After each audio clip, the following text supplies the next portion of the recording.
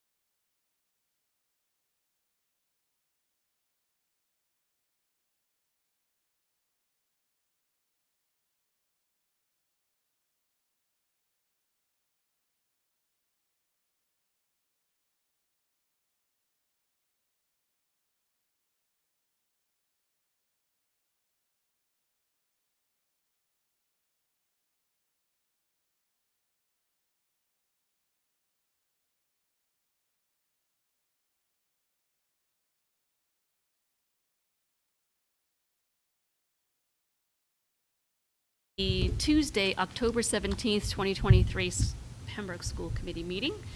If all of you, welcome to all of our visitors, and if you would stand with me for the Pledge of Allegiance. I pledge allegiance to the flag of the United States of America and to the republic for which it stands, one nation, under God, indivisible, with liberty and justice for all. All right, calling this meeting to order at 7:11 tonight. So for public comment, if you are welcome to all visitors, by the way, if you would like to have a public comment, you're welcome to sign that sheet. Is there anybody here who has anything to say at the beginning of the meeting? And just state your name and address for the record. My public comment is, why are the public comments being moved to the front of the agenda? And is there any discussion of possibly having it at the end of the agenda for any attendees who wanted to speak or anything that's part of that proposed meeting? Absolutely.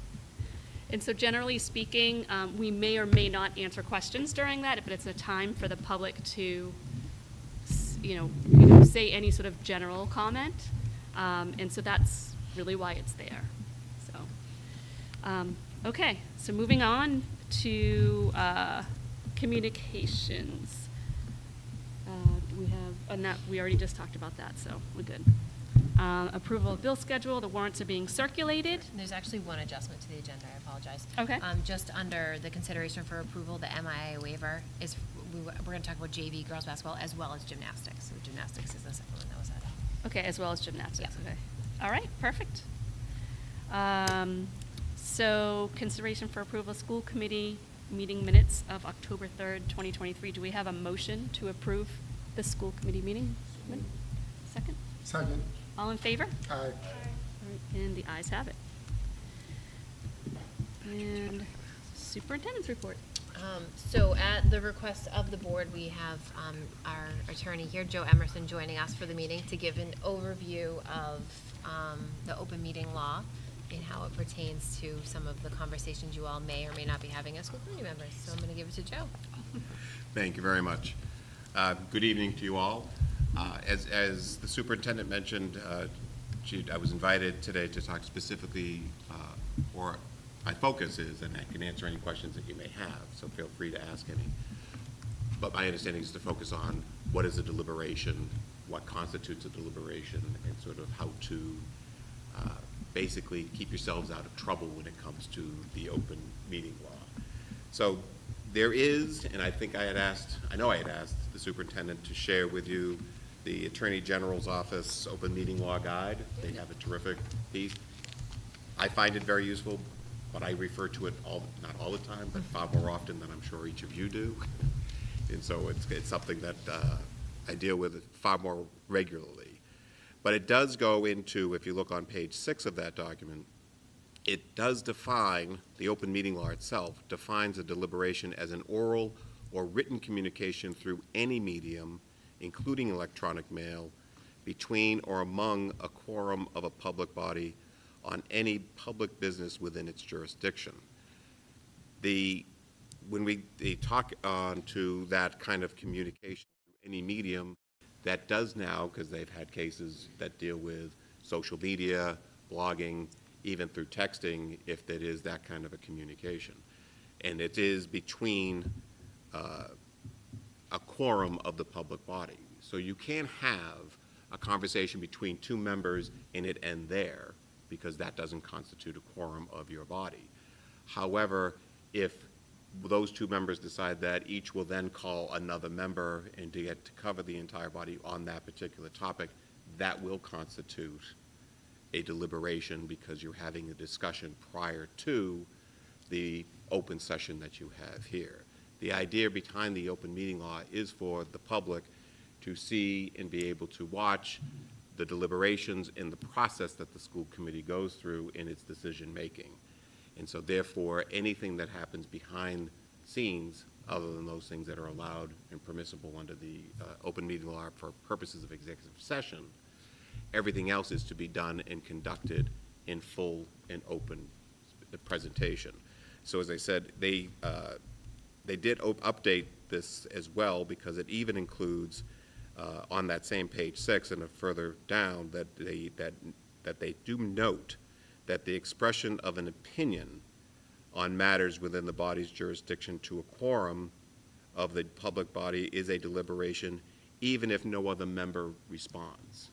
And this has become an issue, and does become an issue. I'm not saying it happens here, but I've had this issue in other places where I've had open meeting law complaints that we've had to respond to, is that someone will say, you know, an agenda item is on the, you all see the agenda, you had that prior to your meeting, and somebody opines and puts out their position on that meeting prior to this meeting.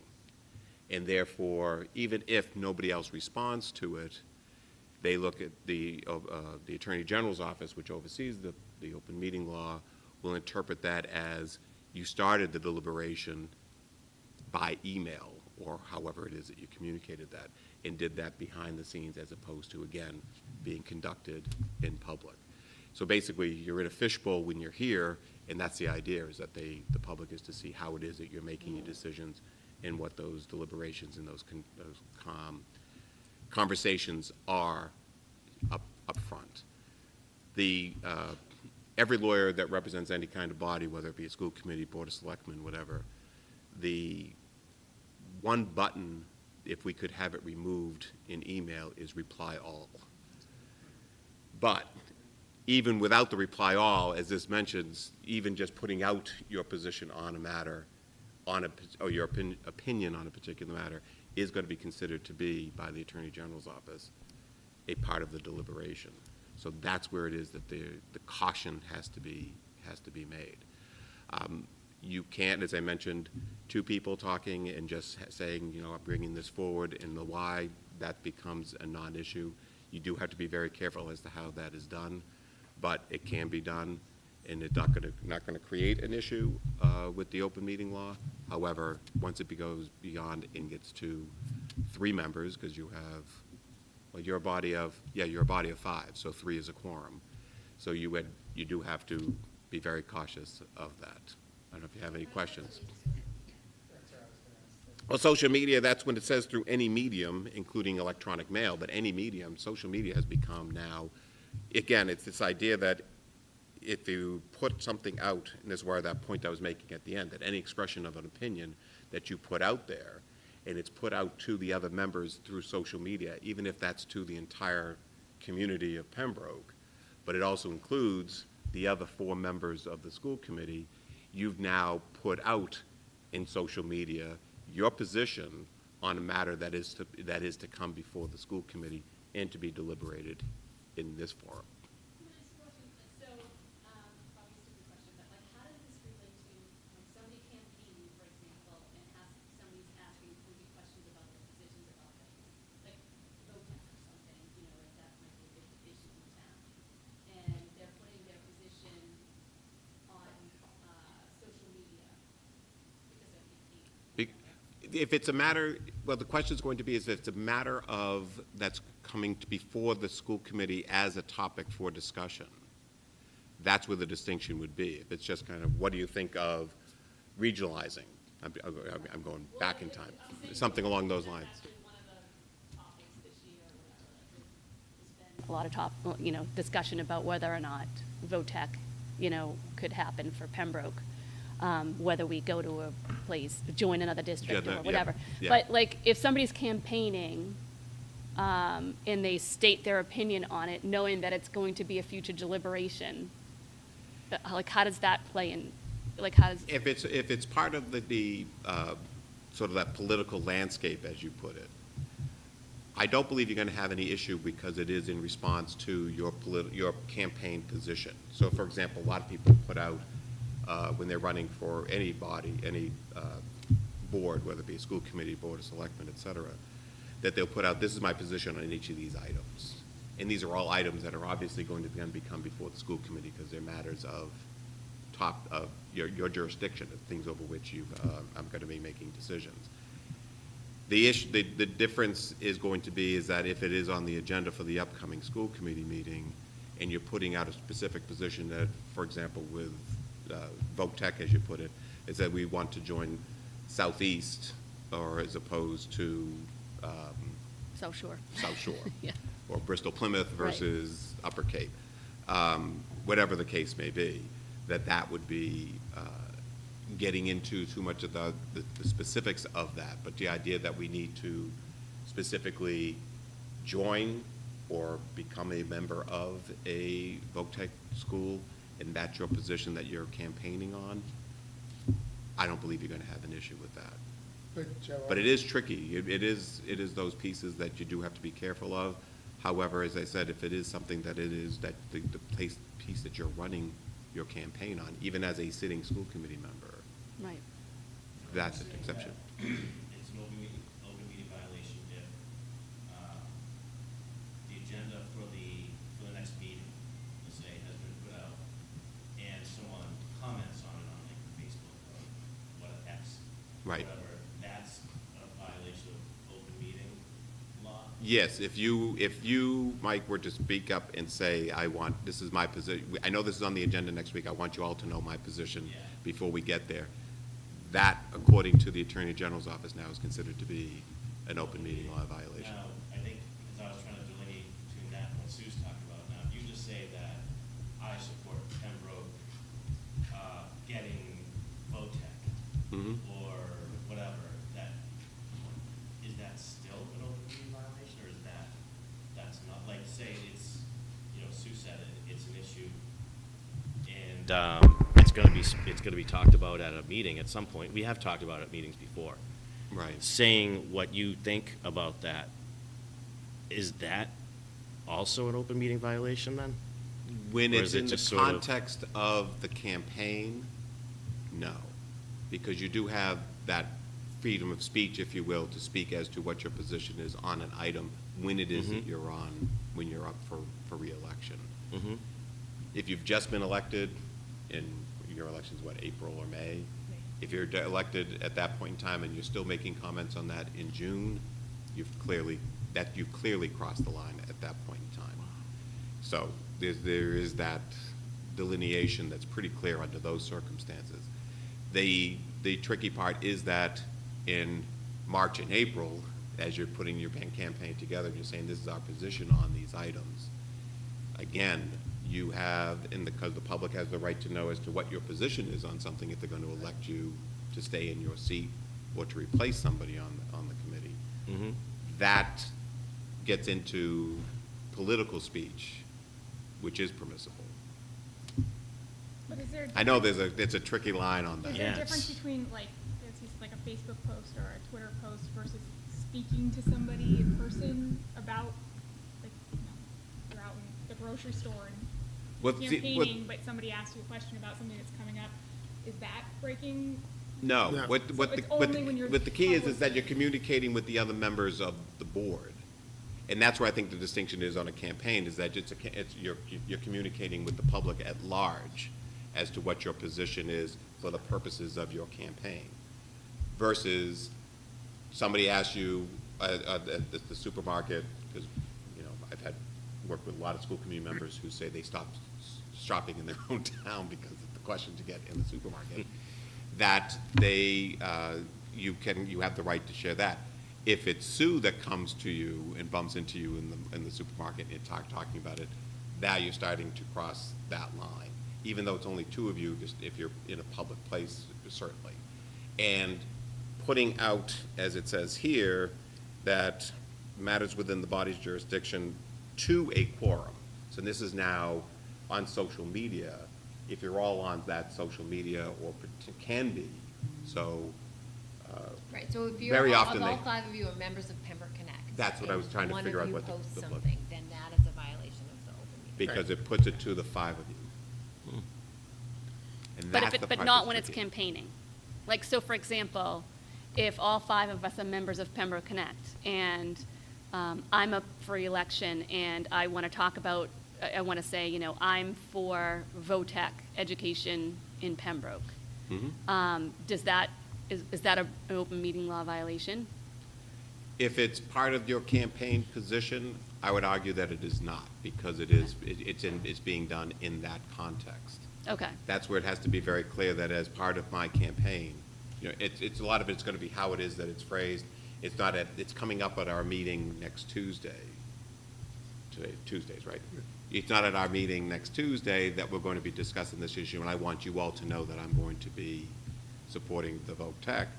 That would cross a line. It's Okay. your overall campaign position. Okay. Joe, I think Yes. the other piece that's really important, because it has shifted a bit, is the Pembroke Connect thing is one issue, but the other issue is if I'm saying, hey, we've got this coming up, I'm a little nervous about this, and I'm talking to Mike, right? Mhm. And then Mike turns around and says to Allison, geez, I was just talking to Patrick, and he's a little nervous about this. That's also, that telephone is a violation, Yes. right? Yes. And if I'm emailing something, it's equally a violation, Yes. correct? Yes. But we can, like, Sue is the chair, it's fine to send an email to everyone and say, hey, I need to know your availability for the next 3 months of meetings. That's a ministerial, that's okay, That's correct? correct. It's when you're talking about a matter that's going to come up that would require a vote of the committee. It's almost, that's the easiest way to sort of look at it. It's going to require a vote of your committee. You cannot have any discussion about that amongst yourselves outside of the open meeting.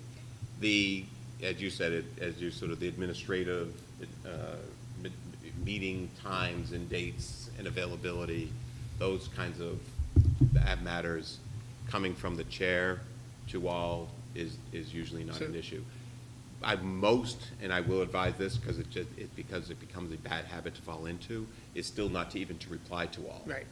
So it would be, you would reply specifically to Sue, I'm not available on that Tuesday, if that be the case, individually as opposed to in a group, because it becomes way too easy of a rabbit hole to fall into. One more question.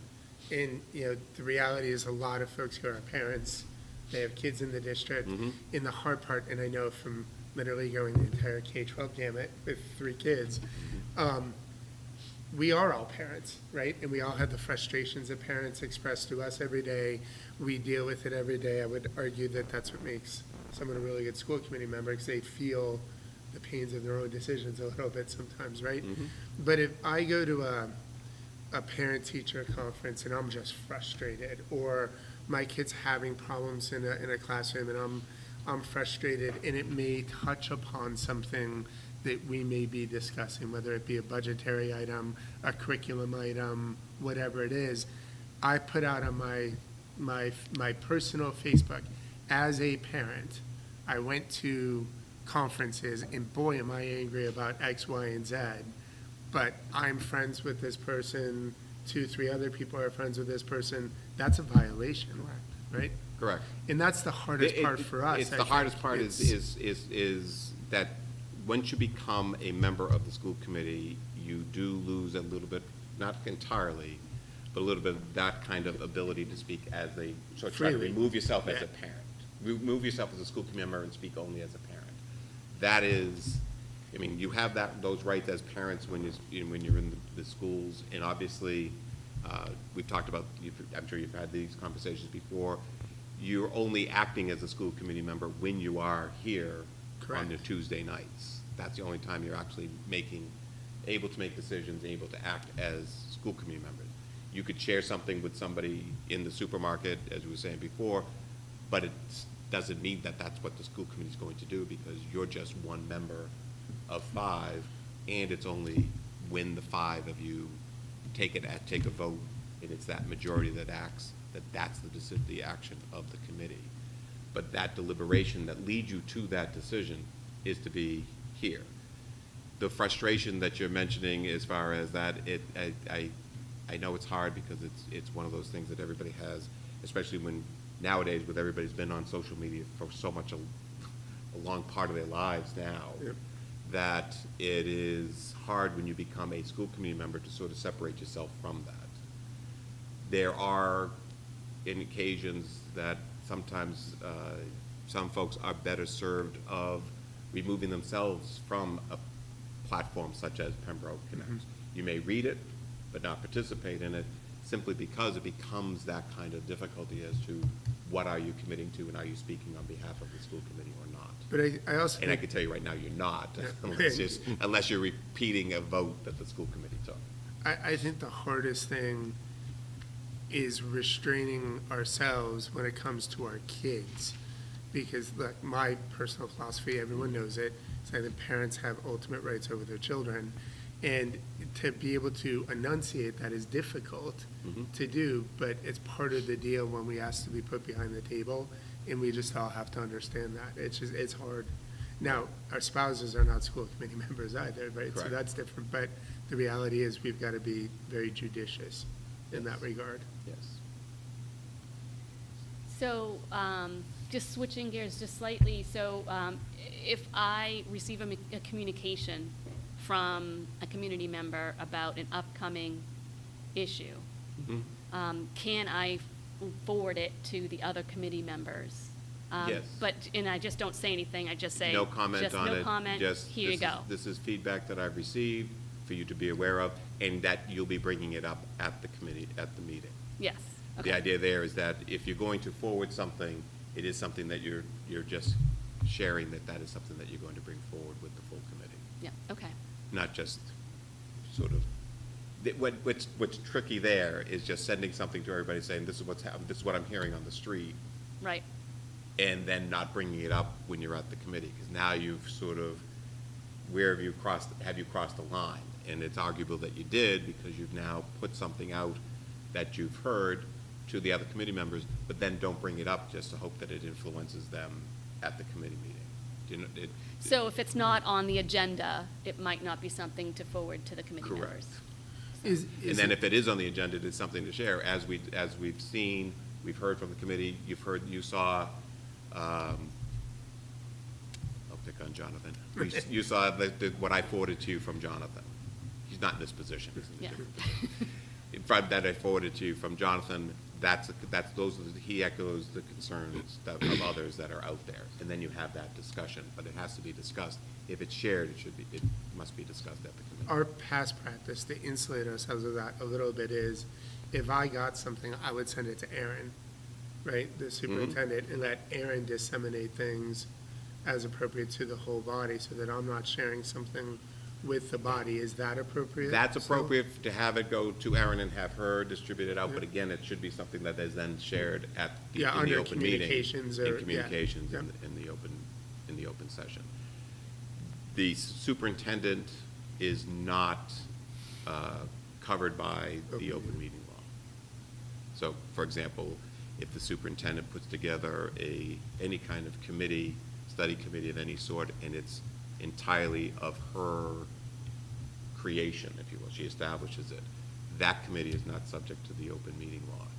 If the school committee directs the superintendent to create a committee, it is subject to the open meeting law. So every subcommittee that's created or established by the school committee is subject to the open meeting law. So that's another thing that sometimes I've had people, school districts forget, or school committees forget. They're kind of, well, we're just a subcommittee. It's kind of like, we don't have any authority. It's kind of like, no, you're going to be recommending Right. to the full committee your meetings in which you're deliberating as to what that recommendation is going to be is subject to the open meeting law. And the reason that you can only have two is because three would be a majority. Would be a quorum. And would actually make That would make the policy. decision. Yeah. Correct.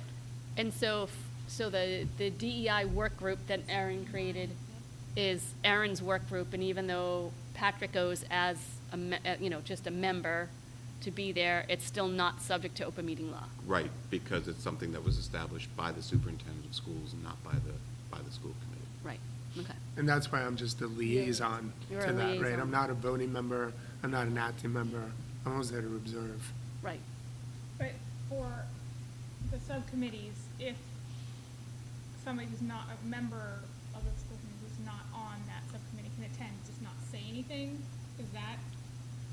Yes. Yes. The simple answer is yes, you can, as long as you are making it very clear that you are not a part of the committee. So, for example, if they met here, and I'll put Sue and Patrick on the subcommittee with others, you may have other administrators, you may have teachers, whatever.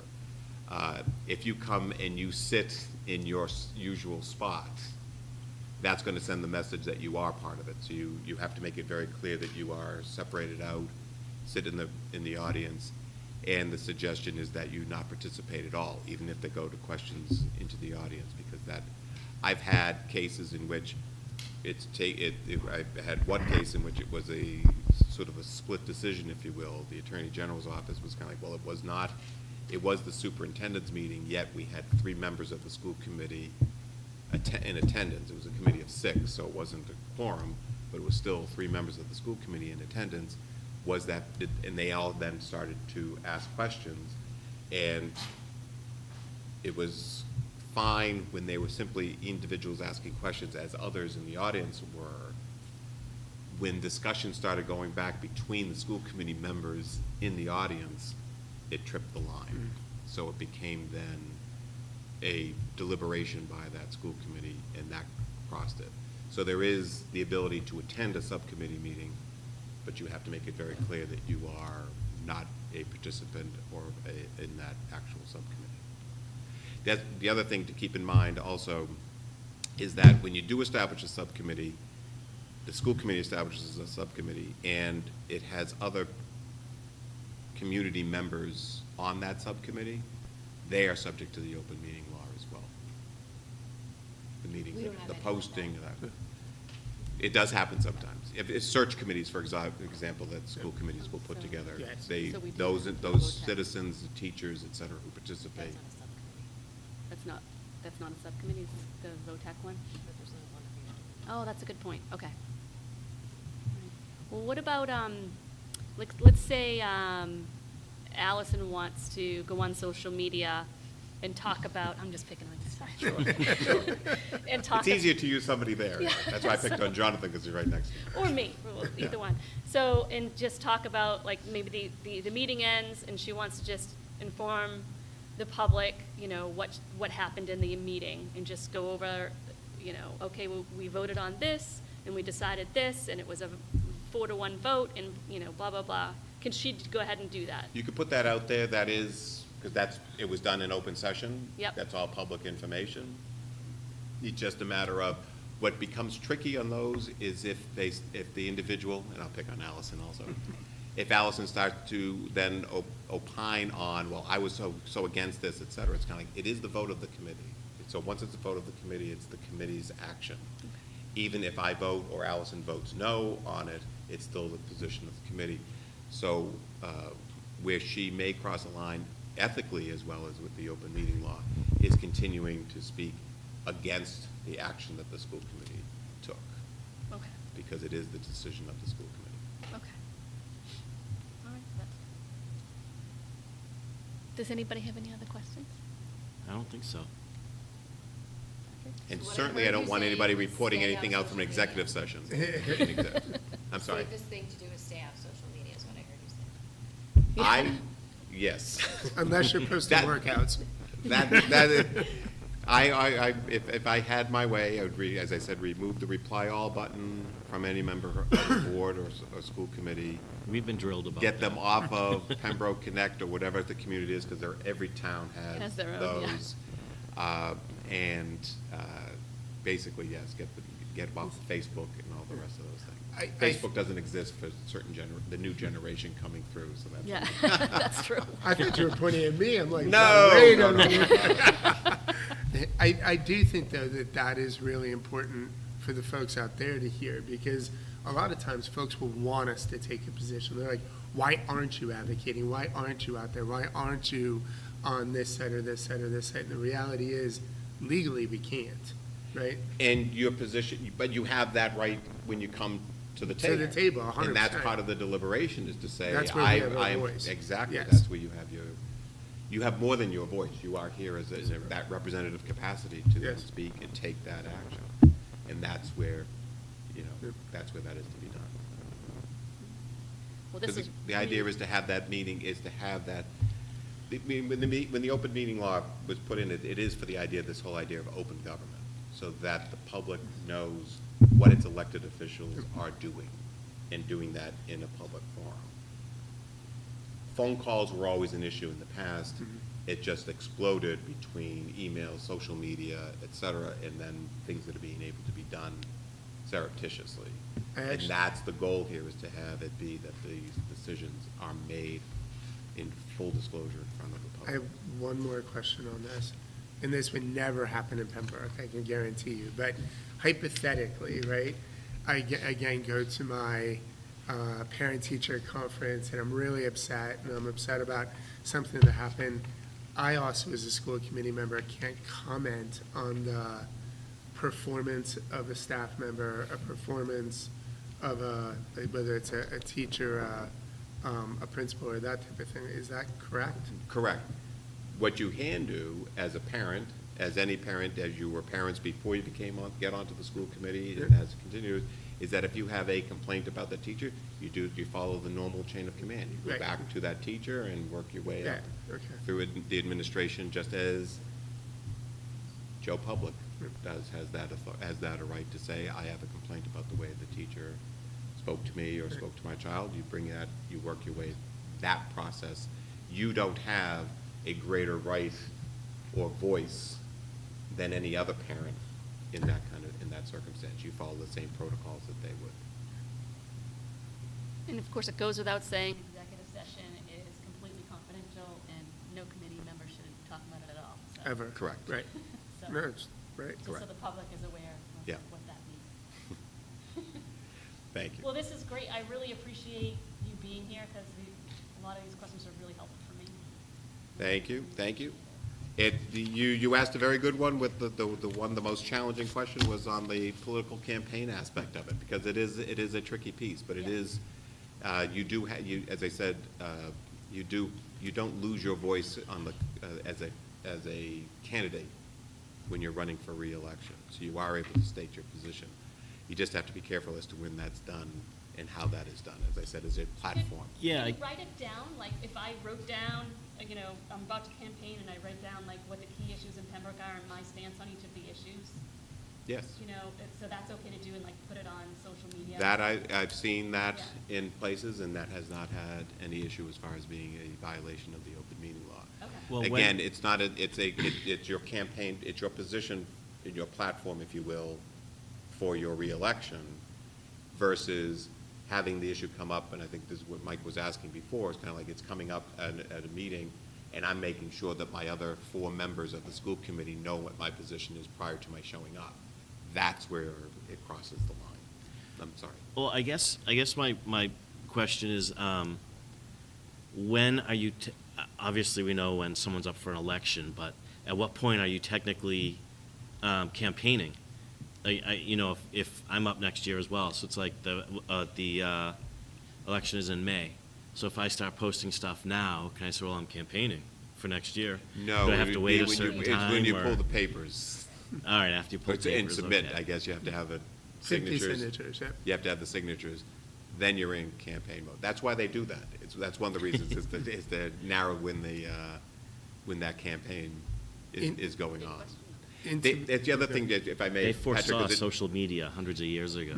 because there was also concerns that come up, if I may. Yeah, please. Because it just reminded me of something else, not to prolong this, is that very often new members of the committee will have their Facebook page or other social media platform of their campaign.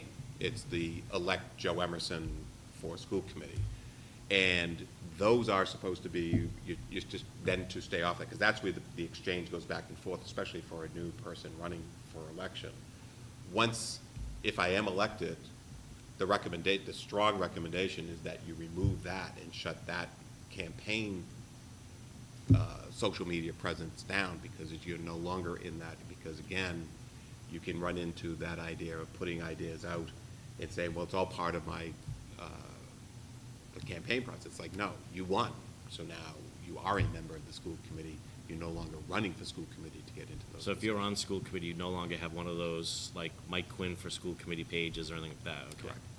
So having a page, a separate Facebook page that just says, Sue Bollinger School Committee, but not re-elect, just like Sue Bollinger School Committee, that has informational things about, like, here's the upcoming agenda, here's what North Pembroke Elementary is doing next week, here's, Is that okay to do, or is that not okay? That is okay. Okay. Again, it gets into, if you're starting to put out positions, and again, trying to get positions to influence your other committee members. Okay. That's where those things cross the line. Informational pieces on social media, and again, a lot of school districts have Facebook pages as their own to put that information out. I prefer to have it go through that as opposed to individual members, because there can be slants on things, but it's kind of Like like if that. you're resharing, you know? Oh, yeah. You know, Yeah. so basically. Yeah, that's, That kind of thing. yeah, that's not an issue. Okay. And Joe, the law does not prevent me, as an existing school committee member, endorsing Mike or endorsing Sue, correct? No, again, you don't lose your So, your Your rights. right to free speech and Exactly. political. And what about if we had an override that was out there? We could also voice our opinion, for the override, right? So the schools had an override up for vote. We don't, just to be clear. No But if we had an override up, we could, as individuals, voice our opinion Voice your on the opinion on override, that yes. as well, and you can voice your opinion, you can take a position as a school As committee. a school committee. On that as well. Thank you. Okay? Thank you so much. Thank you. Thank you. Thank you, Joe. Now leave, because we're not paying you after this. I understand. I understand that, Patrick, and I will leave. He knew it was coming. We've had too long a history. Thank you all. Thank you. Thanks, Joe. So it's such a light topic, I thought, thanks for just something fun. So Jonathan has been so kind to join us, with Mary Beth facilitating, which I think is a horrible idea, Jonathan. But, the idea is the keyboard. It's gonna just take you through some of, the features of ChatGPT for education. I know that we hear that phrase a lot, and, even with students, is it cheating, is it not cheating, is it just help? And there's some great things that our teachers could use, and Jonathan, was really spearheading our professional development for teachers at the beginning of the year and going through how you can really use this as a tool in your classroom for yourself and for your students. So just a little bit of that. If Mary Beth can open it again, my children can How do I open it. get over to that page if you guys are all on? I logged in as me. I don't have a I account did with send them. you homework to go Oh, in and this? sign up Yeah. for ChatGPT, but Or do you I- want- I- Oh, no, I I did, did I great. do have Not mine an too. account, but, Mary Beth did mine, Yeah. so. So Mary log so Beth, just in. log Mary in, Beth did okay. mine You're too, Pembroke. let's mine be real. Sue is me, so be careful what you type. oh, it's Michael. So, Jonathan, we would all have detention at this point. That's what you should learn. I can do that. Free to do what you wish. We all got a D. It's K through K dash enough 12, because right? No, you don't have to type that part, just, Oh, Okay, you're whoops. not being graded. Not by me. as long as you get the email. Or Or your as Monty password. Python would say, and now for something completely different. Well done. So, let's go to the next slide. I want to talk to you a little bit about traditional AI first. Artificial intelligence, I'll just say is AI. This is something that everyone here probably interacts with every single day and has for many years. Whether you're searching something on Google or asking Alexa to do something or trying to find your directions to get from here to wherever you're going, these are all artificial intelligence systems. There's a difference between this traditional AI and what's coming out now. So we see sort of these consumer-facing ones. They're obviously more complex systems that are used by professionals. If you go to a radiologist, you very well may get your x-ray read first by a machine. Or if you're talking, if you're a financial analyst, you may have algorithms to guide you in terms of how to make investments. These are all artificial intelligence systems. What's different from those versus the ones that are coming out now is that these aren't creating something new. They're running calculations, they're making predictions. That's something that we're used to. As we go into the generative AI, it's a fine point. It's still not truly creating something new. It's truly still running through calculations and making predictions. But the products of it are novel. You can create new text, new music, new images, all sorts of new ideas. And there's a lot of talk about ChatGPT, that's kind of the brand name. That's one of probably thousands of different generative AI systems. It's one that we're focusing on. So all of this talk about ChatGPT has been within the last year. It came out almost exactly a year ago now.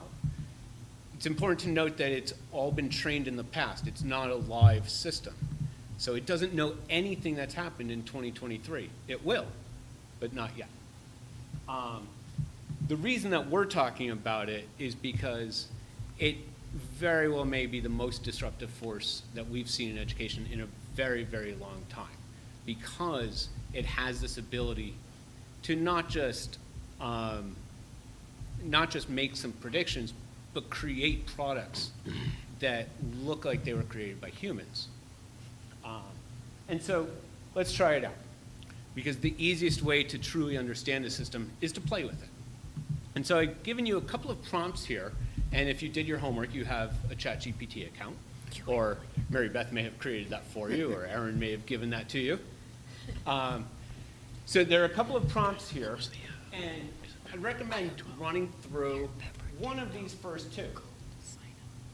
What are the most effective practices for building a new school in Pembroke? And I said, be specific, include examples. You can plug that right in. Or, what legal requirements do Massachusetts school systems have in building these schools? When I asked that, or when you asked that, be aware that Joe Emerson knows a lot more than ChatGPT. Don't rely on it. ChatGPT is a great brainstorming tool, but that's what it is. It's not there to provide you legal advice or medical advice or financial advice. If you scan this QR code or look at the papers underneath your computers, they'll give you the prompts if that's easier for you. And there are a few more as well. So I'll give you a couple moments to work on that. And as you do these, you can always ask ChatGPT. Whenever it gives you the answer, expand on it. Give me more. Give me more detail. And it will do it. So once you've run through one of these, ask ChatGPT to give you an action plan for building that new school. Oh, all right, great. We'll see what happens. Nice, thank you.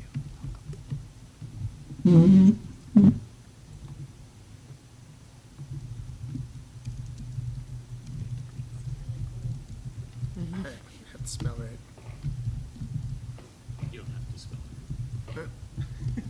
Well, Your spell check is AI as well. right.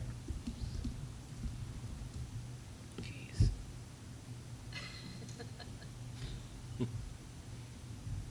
Print.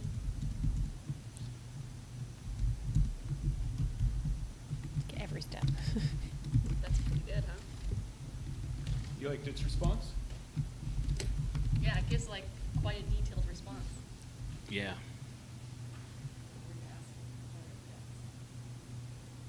Yeah, you can continually refine your prompts. The more specific your question, the better your answer. How to fund said school. I just typed in provide more detail, and it was like boom, boom, boom, boom, boom, boom, boom.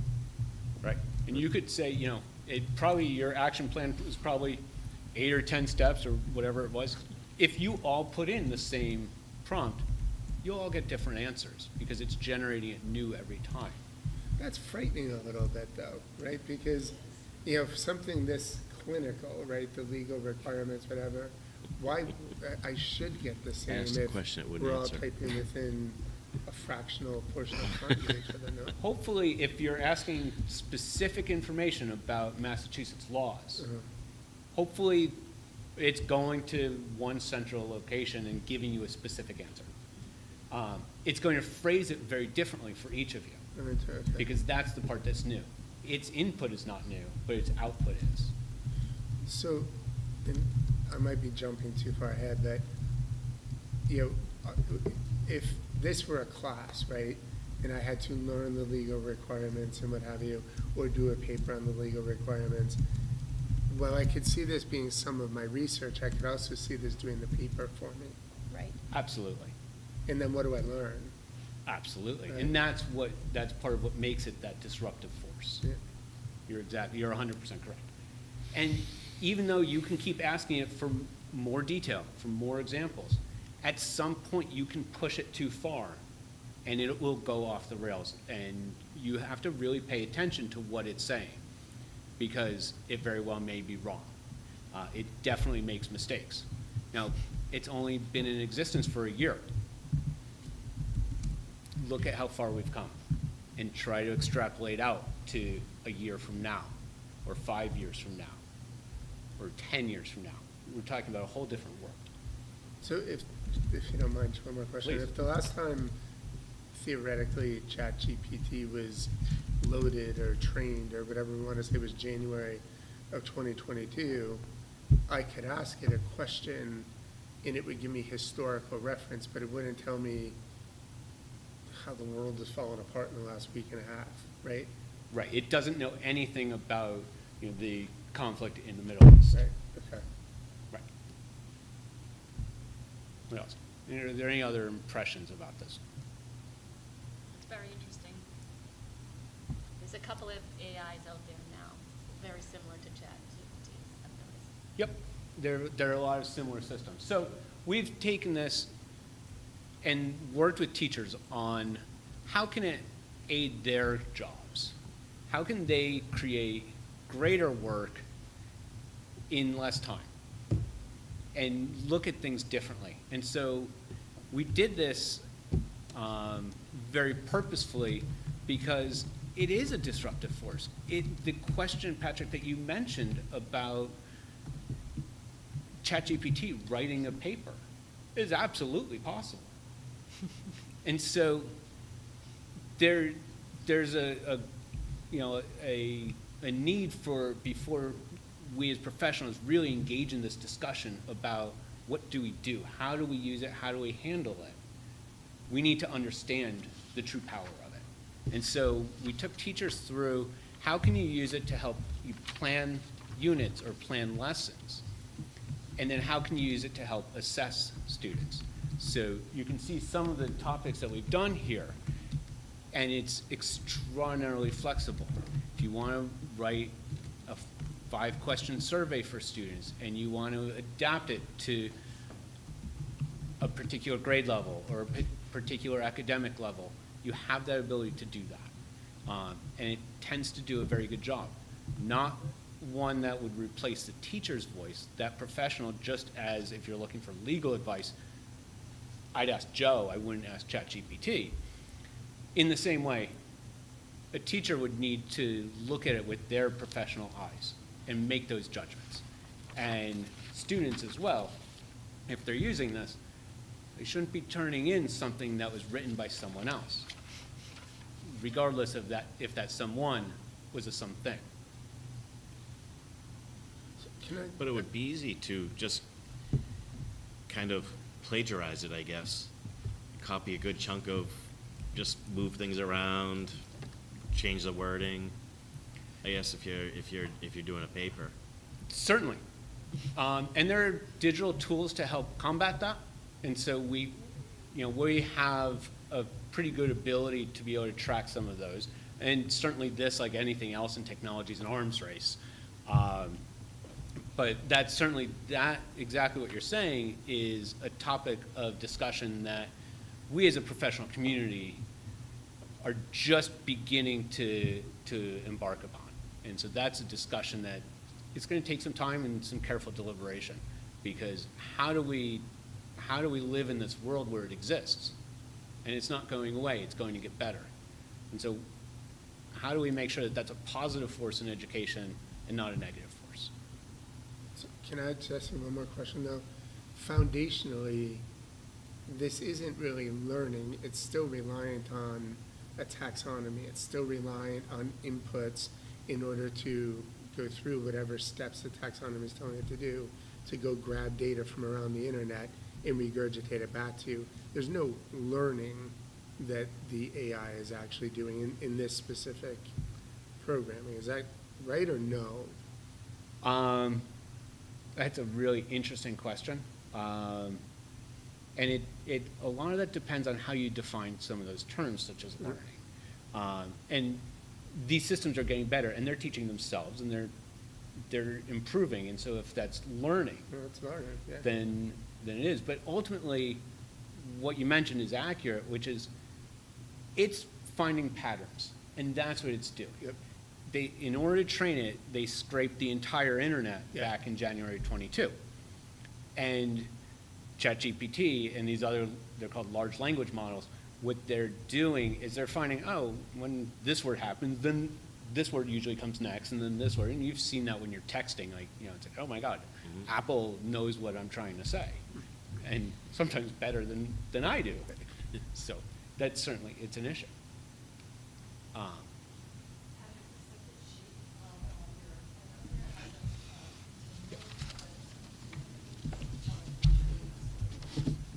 Yeah, I think that's the next slide. Yeah. So I gave you this, this continuum on the back of your paper because it's a little difficult to read.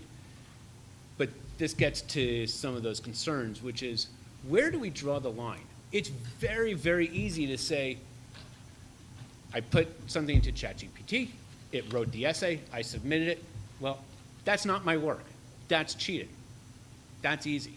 And it's very easy to say, I never even opened up ChatGPT, it's all of my work. That's also easy. But as you can see from this continuum, there's a very, very wide range of a continuum in between. And the question is, where do we draw the line?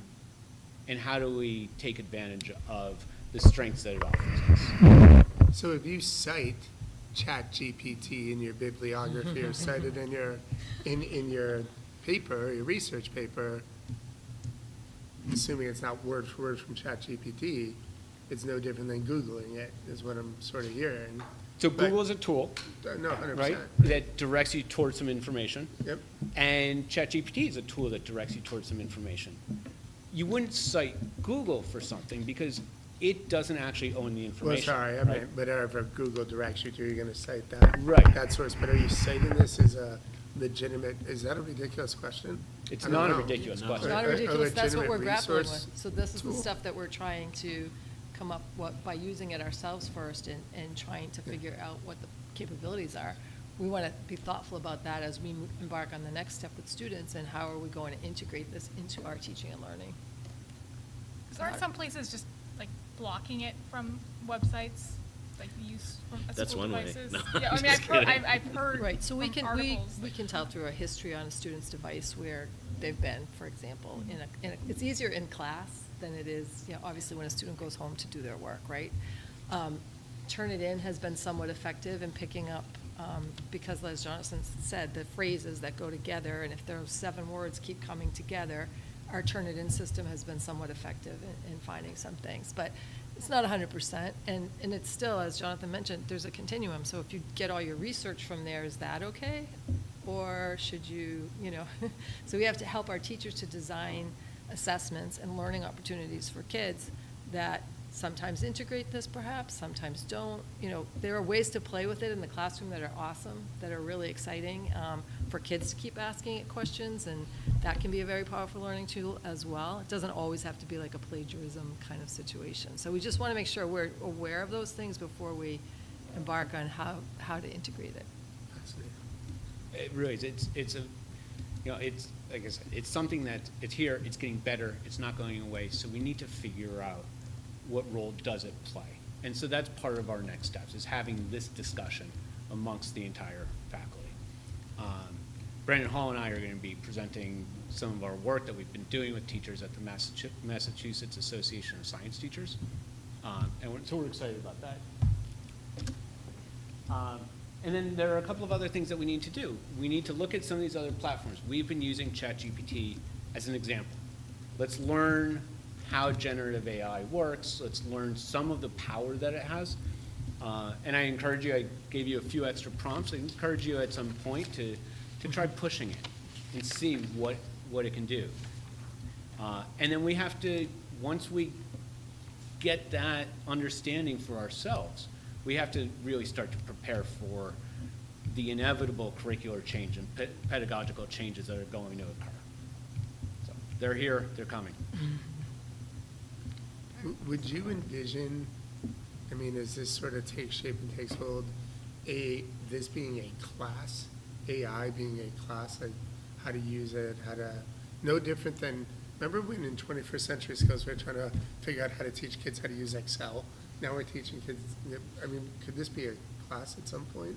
Or an ethics class? I think on an how to use it ethics class would be very appropriately? interesting. I think have you used this before tonight? No. Okay, good. We're gonna spend all day tomorrow using it. But it's interesting because I I typed actually a couple have of things used and I got, I'm unable to provide real-time or future, blah, blah, blah, just because I wanted to see what would it say. There's a Right. bit of a Wi-Fi issue in here right now too, just so you know. And so Because Mike keeps kicking it. you see how easy it is to use. Yeah, So I don't think it's a course on how to use it. It may be it may be part of an ethics course or a course on how to design these systems. fair enough, that's probably the better, yeah, Yeah. yeah. And also to your point, I think it's for the education of teachers, how do they want it used in their classrooms? Teachers have to think ahead and provide guidelines for students about when is it okay to use this, when is it not okay, what's the expectation? Just like with any other tools that we have at our disposal. What is I'm sorry, I don't mean to pepper you and cry, but I'm fascinated by this a little bit. What is or how easy is it for inherent bias to work its way in to the data that you're getting back, as opposed to it being very, very middle of the road, just the facts, that type of thing? I mean, my fear would be, in either way, by the way, I don't care if it's left or right or whatever, that inherent bias all of a sudden is influencing the data and the material, and it's less fact and more opinion. It's funny that you mentioned that because it definitely, I use it a lot just for like talking points on the radio show or whatever. Yeah. And it does, if you ask it enough questions, it does seem to have a little bit of a bias. And someone came out, it was kind of funny, somebody sent me something called the Gipper AI. So like supposed to be like the opposite of ChatGPT, and like coming up with more conservative views. So it depends on what you ask. It's actually pretty funny. It can be It could be biased. It can be Yeah, biased. it can. Yeah. Right, so it's been trained by humans. Right. Yeah. And you'll notice that it is always nice, is always polite, and is always positive. And so it's something to keep in mind. It will, when it scraped the internet, Scrape the bias. it scraped that too, but it also, there's a lot of stuff on the internet that's not terribly great. Let's phrase it like fair that. enough. And it doesn't provide that back to you. They've screened, I don't know if all of it, but they've screened a lot of that out. No, that's good, I got it. Yeah. And I like that you guys are framing this as a possible tool, like, to use rather than just like straight out like, banning it to make it so that then, Right. I don't know, I feel like it kind of reminds me of like when I was young and remembered, like, realized like there was something called spell check and thinking like, well, this is cheating, so you're not, like, I don't know. So I kind of feel like in that aspect of me being old, thinking about this is kind of similar to what I just remember thinking spell check was cheating. Right, it's a more advanced tool. I think as a life science teacher, I think about the concept of evolution on a regular basis.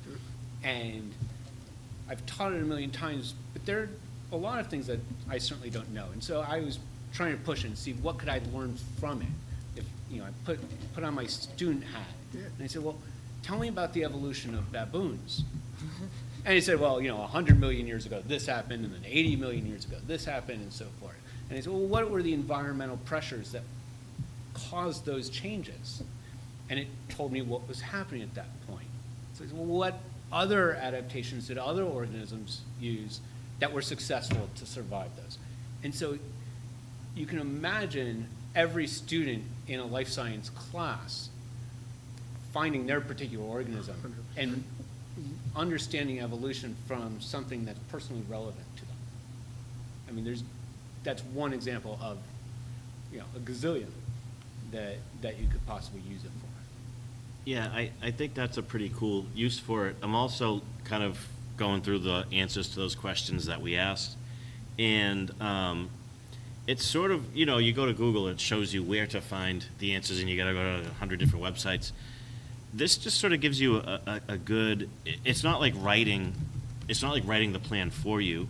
It kind of can give you a little bit of an outline, but I'm looking at this stuff. You still have to go and research the answers here. So it's sort of a good I guess I'd look at it as for those types of questions that you put up there, a good starting point to start your research and to kind of organize it, but you still have to go and do more work besides what's on here.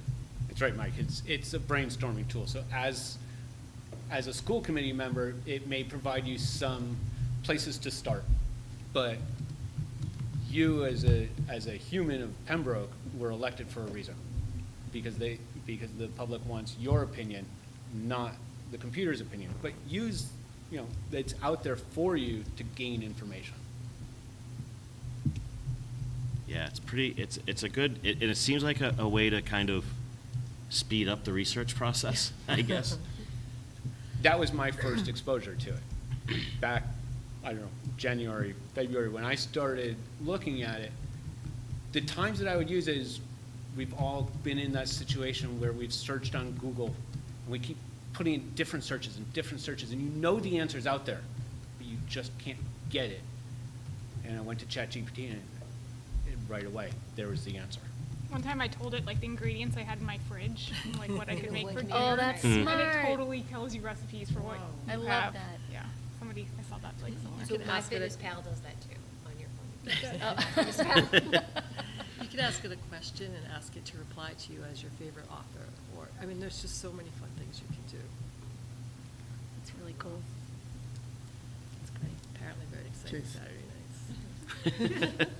You're gonna spend all day tomorrow. Seriously, I've already typed Yeah. like 73 things in You here. can I do cannot wait. ads, you can do all I'm gonna lose like more time. Yeah. I will say though, Allison, you talked about spell check. I remember when Cliff Notes were cheating. This is like Yeah. Cliff Notes on steroids. Man. This is insane. Oh, yeah. Yeah, Absolutely. it's a great analogy. Cut and paste. Well, this was like a really great presentation. It's really helpful to know how it's being used in education, and, this is great. Thank you so Thank you, much John. for. Thank you for the Thank you. opportunity. Thank you. Appreciate Great. it. You don't have to hang out with me. Have a great night. Thank you. Thank you, You Jonathan. too. Great job. Next in your packet, you have a small list of surplus materials from the high school. There are some textbooks, a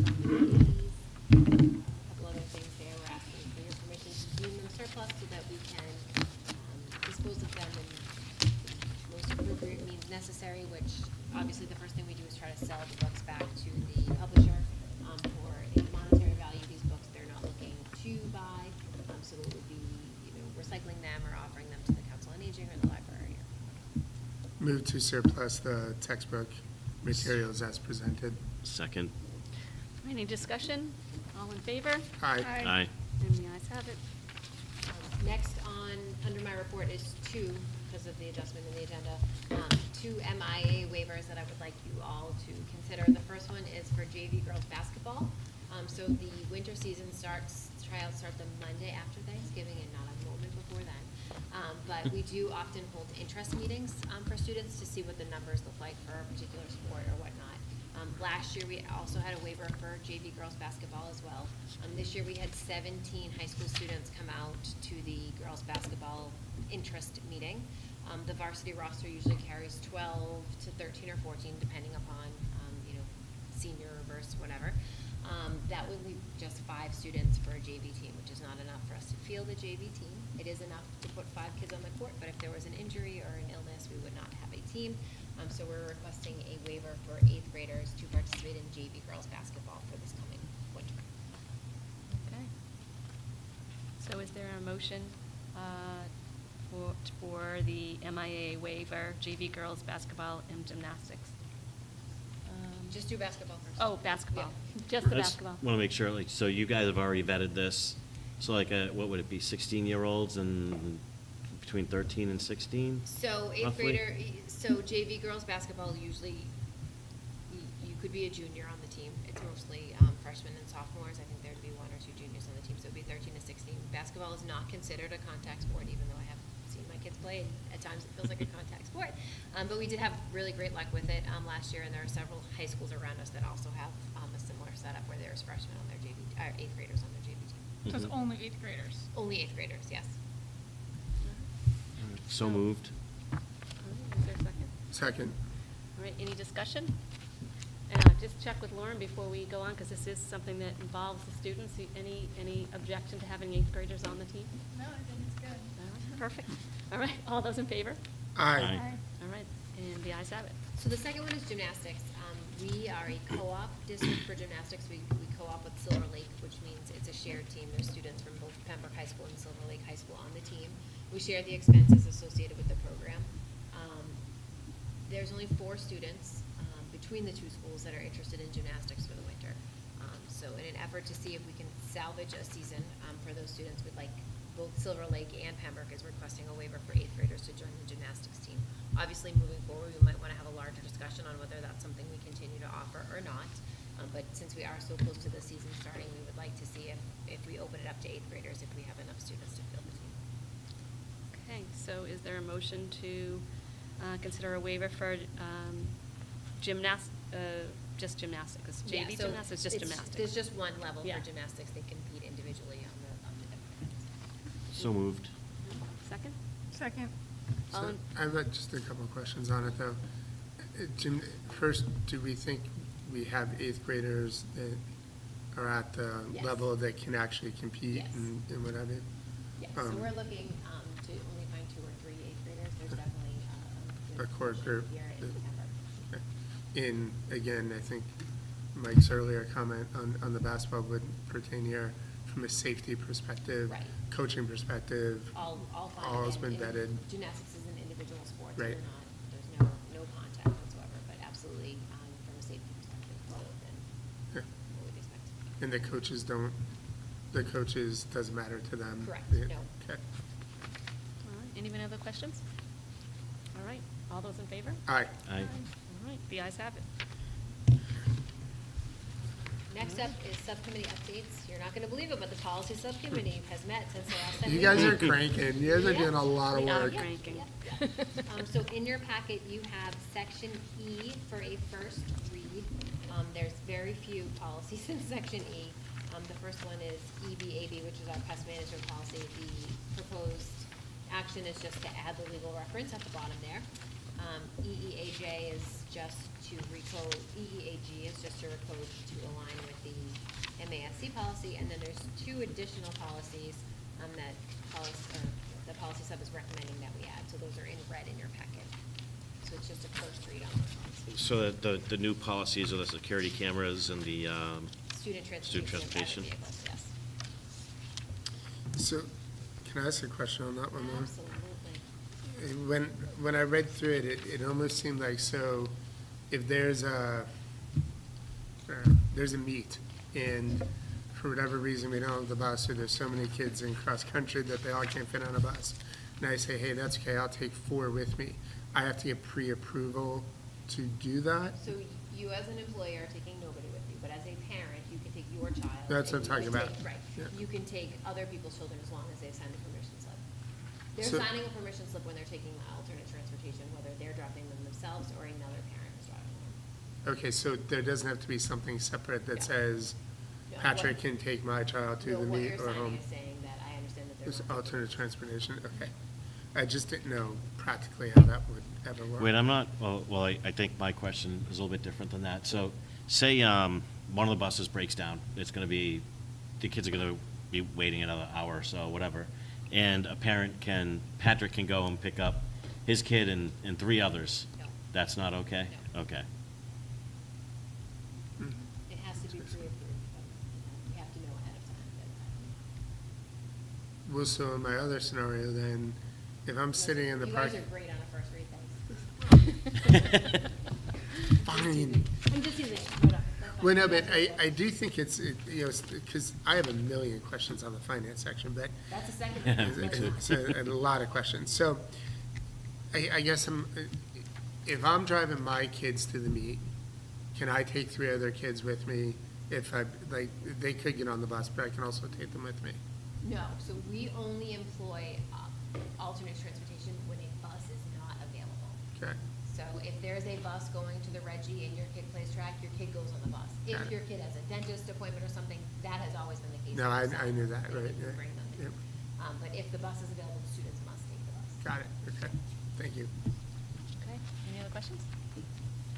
All right, so is there a motion to approve policy section E rescind for our first read. So moved. Second. Okay, all in favor? Aye. Aye. And the ayes have it. Next in your packet is section D, which is for second read and approval, and section D is fiscal management. There was just two policies that policy sub was recommending action on. Policy DIC, which was rescind on that policy, and then section policy DJ, which was just a revise. And then there was a whole host of additional policies in your packet in red that policy sub was recommending adding to our current policy manual. Just want to front load before Patrick asks his million questions. That some of the conversations that we had at policy sub were, what is the purpose of the manual, the manual as a document? Should it be a place where people can go and get information? If you know nothing about the school committee and how they operate, what level of information should you be able to find in their manual as far as what do the operations look like? And I think that's why you see the recommendation for a lot of these. We've said it a million times at the subcommittee meeting. I feel like a lot of it is explication of the obvious, but it doesn't exist anywhere on our website. So, as a resource, it makes sense to add, no matter where we landed, right? Yeah. Yeah, it's more, I found, for example, when I first even started on the committee, that I had questions that weren't answered by the policy manual, and they weren't answered by the handbook. So, I would call Erin or whoever the chair was at the time and just ask all these crazy questions because I had no idea. Mm-hmm. But this really, even though it's obvious to someone who may have been on the committee for 20 years or whatever, or somebody who is in administration, it's not obvious to me. So I found these to be very helpful. I don't know what, and I think Allison agreed. Same. Yeah, it's just. And these are all taken from, we read through them from the MASC website. They have sample policies that describe each of these, that most districts in Massachusetts try to add to their manuals, and we just don't have them in ours. It So- includes legal references, which I think are helpful sometimes to, reference. We've done that a number of times in meetings to see the law on it. Okay, we're ready for your questions. You ready? Okay. So I get what you're saying. I think on the face, sort of some structure or something within the manual that explains we do a budget. This is the approximate timetable that we do the budget. This is the overarching goal of the budget is important for all the reasons that you just stipulated. I find this to be too specific. There's a lot that changes in the course of budgeting, right? Like there's one policy that actually gives me the goals, and those goals may actually change, right? Or may actually adjust, where it says regarding the district's financial management, it is the committee's intent. And, it kind of goes through, and by the way, I would strike, and I feel very strongly about this because I do not want it misinterpreted, to allocate public funding centering equity while achieving the greatest educational returns. I would, first of all, would strike centering equity completely, because I don't think that is the intent at all. Right. Yeah, I was going to ask about that too. Especially given the definition, but these are very specific. And I guess, having done this work for a really, really long time, some of these could easily be used against you, right? And it's candidly a bit subjective in the sense that I can say, well, I don't think that you did achieve the greatest educational returns or have the greatest contribution to the educational program in relation to dollars expended, because that's how I see it, or that's my opinion. I would ask you guys, and I think Aaron will kind of get what I'm getting at in general, to go through and remove some of the specific nature. I think an explanation of why we do a budget, what is a budget, how the budget comes to fruition, like the one that talked about making sure that we're at foundational funding, which is required in order to keep your funding and your Chapter 70 funding and everything else. I thought it was really good. It was interesting. It was a good read, sort of that type of thing. The budget deadlines and schedules, I think it's okay to kind of generally throughout the year sort of say, based on the existing fiscal schedule of the Commonwealth, we would anticipate the following is important. The one thing I will say, and it's weird, I don't know if the legislation is cut up, so we might not be able to do this, but where it says, the school committee will observe statutory requirements of holding public hearing on the proposed budget not less than 7 days after the notice for this hearing has been published in a local newspaper. that's a good point. Is that I still a think- requirement of the I think there's some newspaper? of this that I. That's the open meeting law requirement, it still says it in the open meeting law too, but posting it Which one are we electronically on? counts. Well, I this would is a put it in here DVC. though, right? I wrote minus newspapers advisory. Oh, yeah. so we're required to have a public hearing on the budget, and candidly, whether we're required or not, we would do it. I mean, we go through great lengths to do as much of a bottoms-up process in this environment as can be done when 75 to 80% of your budget is locked So with salary. why But don't, can we send this to budget subcommittee? Yeah, we can read. I was actually going to suggest that, maybe Yeah. have budget sub go through it and That's a make great idea, yeah. some suggestions. My question is, I don't know that we can come back with, it's them three people anyway, having discussions about this. That's okay. It's So we've okay. had things go to policy sub that go to ed. That's fine. That's I actually But think what that's a you really do good need to idea, do Allison. is, under BGB suspend, because you're not taking this as a second read, is what I hear you saying. 'Cause there's an Correct. option to, Correct, we do. is it BGB, Natalie? It's BGB. You just need to vote to suspend BGB Okay, so that you can so take that this we back can off and send take it back off and redo it. Okay. All right, so is there a motion to suspend policy BGB? For section D, For For fiscal section D, management.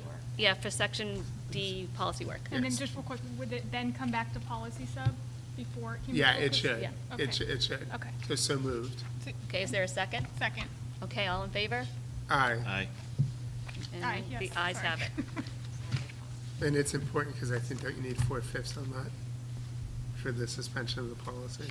But it's unanimous, so. It's unanimous, so Yeah, we're that's good. right. Are we still talking about this, though, or is that done? Because I did have a No, couple yeah, of no, questions. I think it's Absolutely, important. ask questions. Okay. Then it Yeah. will help us work through it in the next group, so. So we know that Erin wears two hats as, working here. And then I'm looking at, in some of these, or is it looking at DB, annual budget, it says the superintendent will serve as budget officer. Isn't that Erin's other hat? No. No? So That is regardless of the school business manager and who that is at the time, the superintendent is still ultimately responsible. responsible? for the budget. Okay, I just want to make sure that's what it meant as opposed to No, we didn't tweak it for codifying both that places. the two Mhm. positions are being combined. I think I actually I had, Patrick asked one of my questions earlier, and then I think, DJE. And I know this is sort of a, DJE, hold on. Almost the second to last. Keep on turning. most of my questions revolved around the superintendent one when I'm looking at this, but All right. on DJE, and I know this is typical of of towns, but saying that whenever a company is bidding on any kind of school project or whatever, that the contract will be rewarded to the cheapest, the lowest bidder. So Now, do we that's- have That's 30B, that's the law.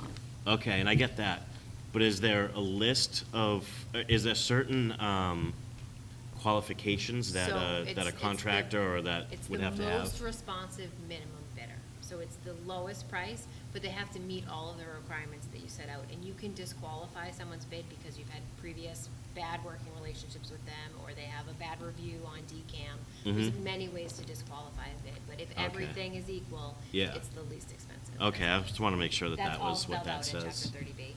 Yep. Yep, and I think that's, which was the one that I had a question about DBG, was that the one we just Yeah, knocked that's what out? Patrick just was. Yeah, that's fine, because I don't understand what my notes are anyway. All right, so you go. That's the process, the timeline. So, Yeah. approval, Yeah, I think those are the only questions I had. All right, good. Well, we'll take a closer look, Patrick and I, and budget stuff, and then I'll meet you again. I love how Allison made my questions into more work for me. Good job, by the way. Smart. I had it in my head the She's whole time. totally As soon as smart. you said that, I was like, oh, we're sending this. You want to raise the We're sending objection, this- go do the we're work. sending this- I love it. That's awesome. All right, so that's done. Future meeting dates and Yeah, topics. so Sue and I talked a little bit last week when we were setting the agenda for this week about next Tuesday is town meeting. So generally, you all open a meeting just so that you're Yeah. in a meeting. I don't have any agenda items, so for me, it's helpful if you open your meeting at 6:45 and just continue on with your day. I'm not gonna, I can give you like minutes or something so that there's an agenda item, but I'm not gonna make Lauren come, I don't have anything to present, you're just opening so that you're open. So we have to be open? If you are gonna talk about anything on town meeting floor, deliberate, as Joe has alluded to this evening, you have to be in an open meeting. Though the meeting, I think, is going to be very short, town meeting, from what I understand as far as what the articles are. There is still some conversation around the Chapter 70 funding and, an allocation for the school district. So a question might come up that you all might wanna talk about together. I think it's just safest to open a meeting so that you can do that without violating the law. And I might have to get up at town meeting to explain. I know I'm Why not. we're asking for money. I won't be able to Come answer on, any of Allison, those get questions. Get But up that's and talk. okay. Yeah. We'll still need Yeah. you're still there, Yeah, so. no, I understand. Yeah. So, So we need to be there at 6:45. 6:45. 6:45. That's I fine. don't, It, I don't know if I can. It's next Tuesday? next It's Tuesday. town meeting. I Town mean, I meeting. can be there by 7, but I don't know if I'll be able to open. as long as we have a quorum, we can Yes, open. so- I think that's the day that David said he wasn't sure about because he's having Oh, wait, Yeah. no, I can. You can? Yeah, Okay. sorry. That's good, 'cause Whatever I was think on David there might must not have be able- gotten taken off. It's not there anymore. Yeah. All right. So So, where do, is it like the library? I'll post it for the library, yep. Okay. all right.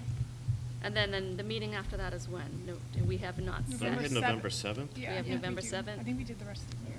We did, yeah. I Did we think do the they were rest of the somewhat year? Yeah. tentative, though. I think, well. There was one November 7th, and then, was it the 28th, or? I think you all set November 7th, Yeah, and then that's you would right. see We if put you T- felt I like put- you needed the 28th. I put the TBD. So, I actually have jury duty on the 28th, so I would think I'd make it, but never know what's gonna happen Yeah, with the that. court's usually gonna let you up by. yeah, Yeah. they have you go deliberating a home. case No, into the night, but- knowing I when just I've had had jury duty, jury so- duty before, I've been there all day, every Yeah. time I've had it, so. Yep, I just got picked for a jury just recently, like a month ago. Did you So- really? And I was out by the end of, it was still late. Everybody else at court had gone home, but it was the end of the day. Would we want to do the 21st, or is that because of Thanksgiving? Thanks, I think Yeah. The Thanksgiving. week of Thanksgiving's But really the other rough. piece is that I have a conflict on December 5th. And so I think the 28th would make sense because I can't be here on the 5th. I mean, I guess David could run the meeting, but he said he might have some medical things Mhm. coming up, so. Let's assume we're gonna do the 28th, and if, the four of us anyway can get there. And then we can move forward. If something changes, we can talk about it, the meeting of the 7th. November 7th. November 7th, Yeah. and then we'll do the 28th, and then we'll figure out the December meetings Yeah, then. yeah. Okay. Wait, December 7th? Yeah, December, Thursday. no, November November 7th. 7th. November 7th, okay. Yeah. So we're gonna do November 7th and the 28th? Okay. Yes. Okay. Yep. Yeah, so, all right, perfect. So if there isn't anything else, is there a motion to adjourn? So moved. Second. Okay, all in favor? Aye. Aye. The ayes have it. Thank you, everyone.